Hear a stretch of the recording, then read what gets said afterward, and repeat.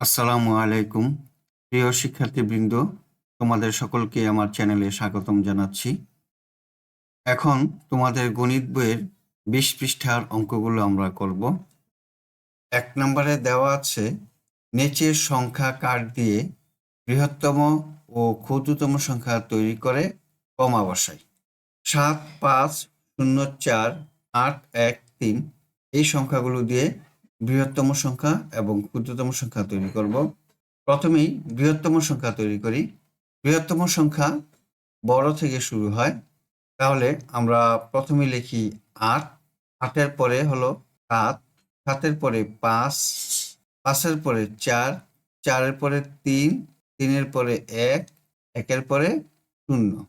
এখন আমরা কমা বসাই, শতকের পরে কমা, এখানে অযুত আর হাজার মিলে হয় হাজার, তাই কমা, নিযুত লক্ষ, 87,54,310।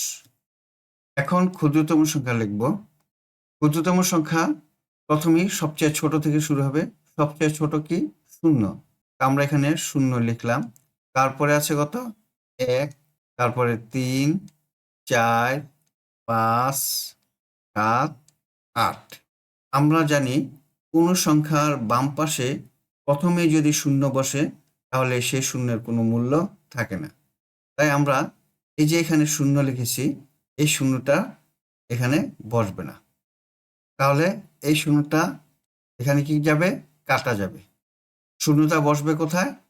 এখানে বসবে। তাহলে আমরা শূন্যটা এখানে বসাই। এখন কমা দিই, শতকের পরে কমা, হাজার অযুত, অযুতের পরে কমা, নিযুত লক্ষ। সংখ্যাটি হলো 10,34,578। এখন বৃহত্তম সংখ্যাটি নিচের খালি ঘরে বসিয়ে স্থানীয় মান নির্ণয় করি। এই বৃহত্তম সংখ্যাগুলো আমরা এই ঘরগুলোতে লিখব। এককের ঘরে 0, দশকের ঘরে 1, শতকের ঘরে 3, হাজারের ঘরে 4, অযুতের ঘরে 5, লক্ষের ঘরে 7, নিযুতের ঘরে 8। আমরা সংখ্যাগুলো লিখলাম। এখন স্থানীয় মান লিখি। শূন্যের স্থানীয় মান 0, একের স্থানীয় মান 1 দশক, তাহলে এখানে লিখব 10। 3-এর স্থানীয় মান শতক, তাহলে 3 লেখে 2টি শূন্য। 4-এর স্থানীয় মান 4000, 4 লেখে 3টা শূন্য। 5-এর স্থানীয় মান 5 অযুত, 5 লেখে 4টা শূন্য বসাবো। 7-এর স্থানীয় মান 7 লক্ষ, 7 লেখে 5টা শূন্য বসাবো। 8-এর স্থানীয় মান 8 নিযুত, 8 লেখে 6টা শূন্য বসাবো। 2 নম্বর প্রশ্নে 43,18,507 সংখ্যাটিকে কথায় লিখব।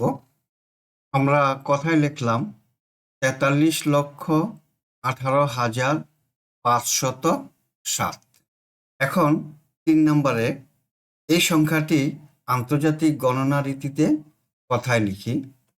আমরা আন্তর্জাতিক গণনা রীতিতে লিখলাম 8,405,731। 4 নম্বরে প্রতীক ব্যবহার করে ক্রমানুসারে সাজাই। বৃহত্তর থেকে ক্ষুদ্রতর, আবার ক্ষুদ্রতর থেকে বৃহত্তর। প্রথমেই আমরা বৃহত্তর থেকে ক্ষুদ্রতরে সাজাবো। এই সংখ্যাগুলোর মধ্যে এখানে দেখি 5টা সংখ্যা, এখানে দেখি 5টা সংখ্যা, তাহলে এই দুইটি সংখ্যা বড়। এখন এই দুইটি সংখ্যার মধ্যে কোন সংখ্যাটি বড়? এখানে অযুতের সংখ্যা 5, এখানে অযুতের সংখ্যা 8, তাহলে সবচেয়ে বড় হলো এই 82,300।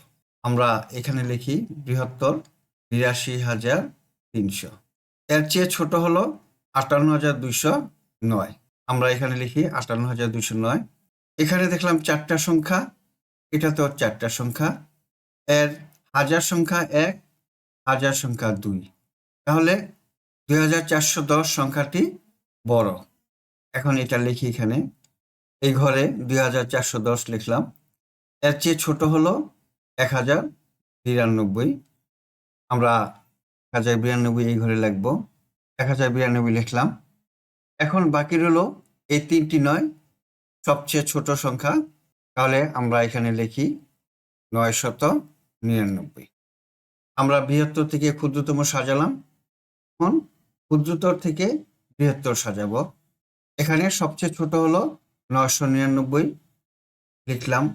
তার চেয়ে বড় হলো 1092, তারপরে বড় হলো 2410, তারপরে বড় হলো 58209, সবচেয়ে বড় হলো 82300। ক্ষুদ্রতর থেকে বৃহত্তর সাজালাম। এখন 5 নম্বর প্রশ্ন, 0, 7, 7, 14 তিনটি খালি ঘর, প্যাটার্নটি সম্পন্ন করি এবং নিয়ম লিখি। দেখো, এই 0 আর 7 যোগ করলে হয় 7, আবার 7 এবং 7 যোগ করলে হয় 14।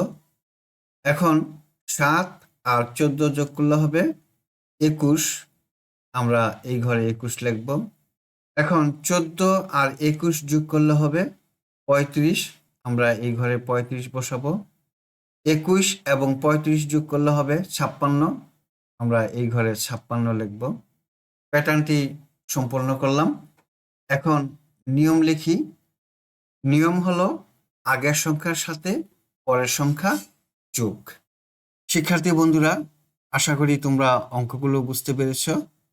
আজ এই পর্যন্তই, দেখা হবে পরবর্তী ভিডিওতে। তোমরা সকলেই সুস্থ থাকো, ভালো থাকো এই কামনা। আল্লাহ হাফেজ। আসসালামু আলাইকুম ওয়া রাহমাতুল্লাহ।